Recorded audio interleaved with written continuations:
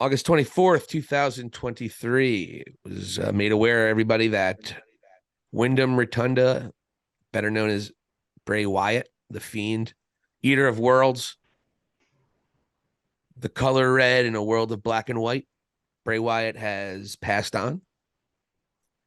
And reports are speculating it was COVID related.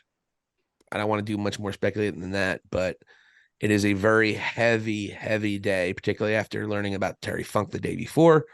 It's a heavy day in the world of professional wrestling in the community, especially guys so beloved, almost as a cult figure. Remember just the excitement a year ago, less than a year ago, of the White Rabbit and everything Bray Wyatt brought to the table. It was shocking and just tragic, leaving behind a beautiful young wife, beautiful children, a young son, a young daughter, and other children as well. You know better than I do. I'll have to edit that part out. Jesus Christ. Just it's just one of the tragic things that's happened in wrestling in quite a while. And you hope and you assume WWE will have a phenomenal send off. They always do in these moments. And you're just sad because it's tragic because it's always what could have been with Bray Wyatt. It was always what could have been with Bray Wyatt. And still so much to enjoy and remember. And he'll be forever remembered as one of the greats, two-time world champion or champion of the company.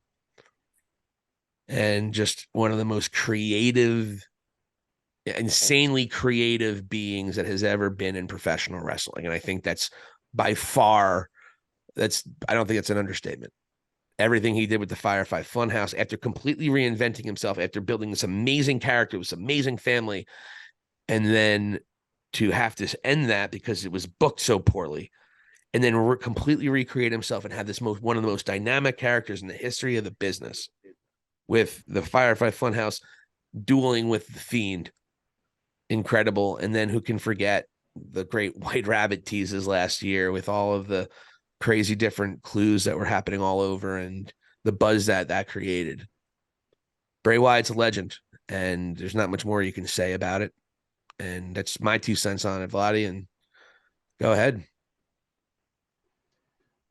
You know, it's today is sort of a rarity in ways because we lost someone in terms of this community of ours, in terms of professional wrestling and the fandom involved, where it's not tribalistic in moments like this.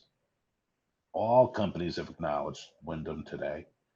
Um, Wrestlers from all different companies have acknowledged them. Those that had personal interactions, really just eloquent. They put it out there what genuinely what a decent human being this guy was, and father of I believe it's like 4 or 5 children. He was previously married.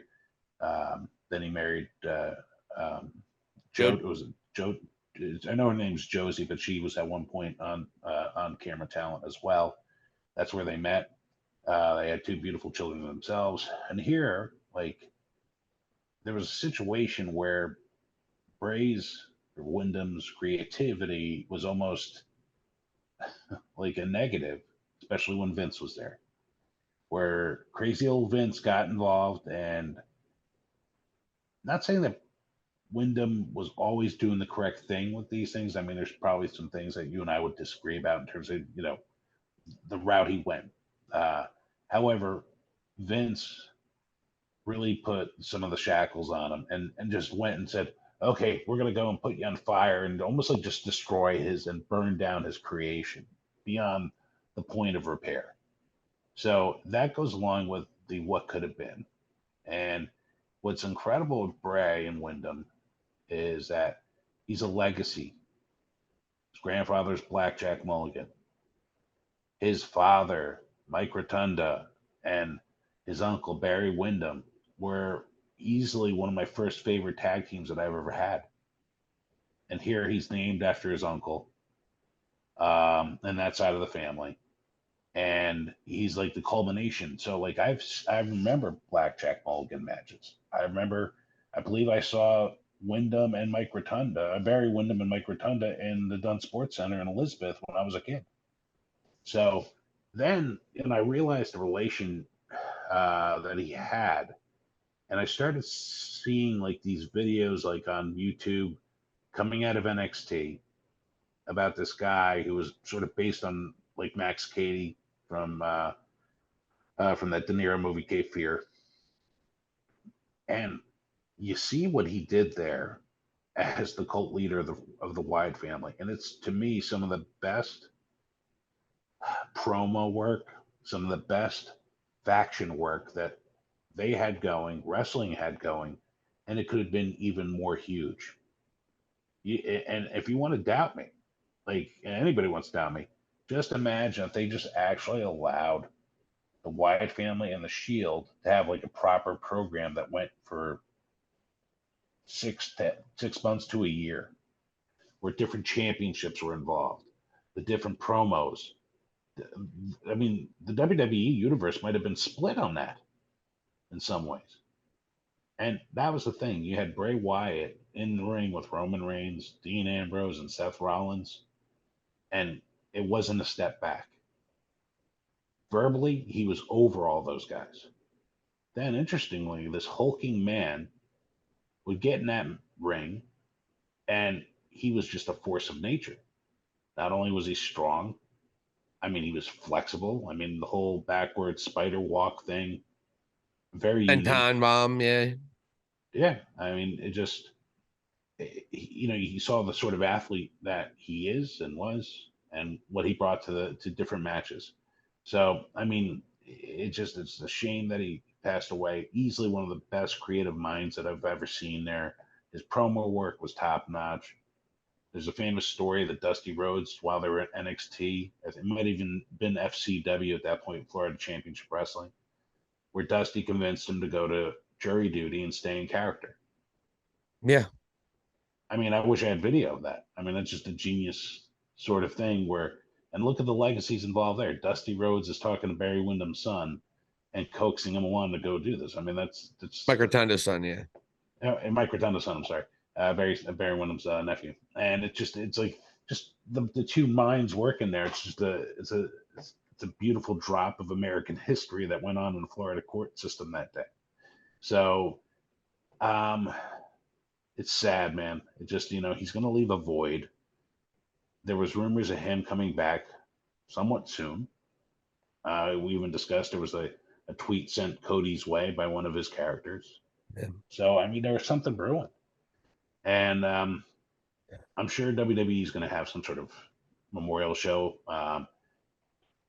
It's going to be interesting to see who they put in different spots, and I mean just the sad reactions that are going to go on during the show.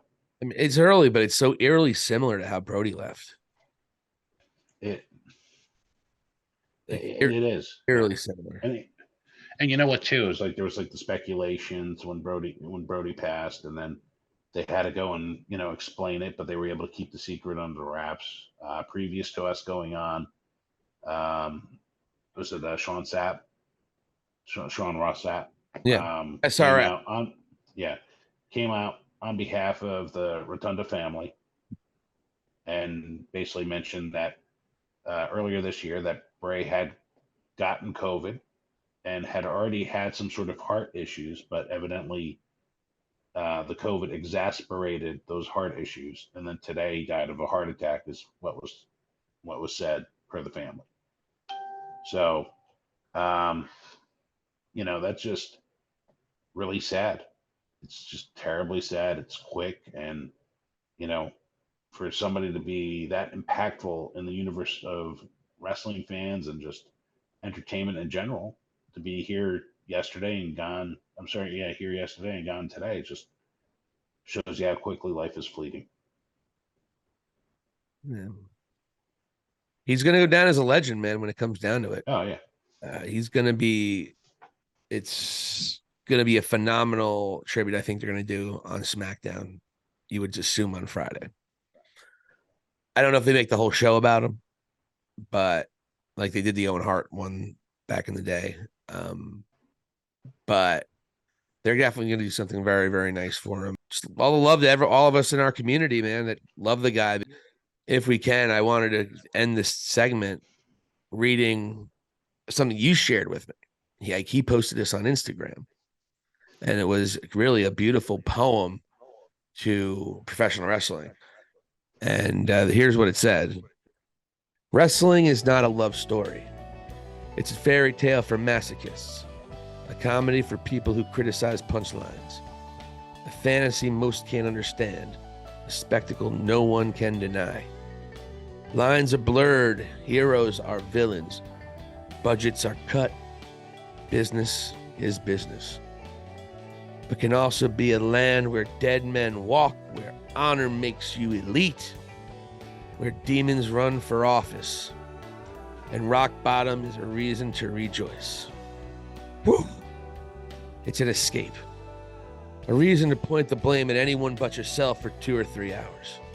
An excuse to be a kid again. And nothing matters except the moment we are in. Wrestling is not a love story. It's much more. It's hope. And in a world surrounded in hate, greed, and violence, a world where closure may never come, we all know a place that has hot and cold hope on top, for better or for worse. That's pro wrestling.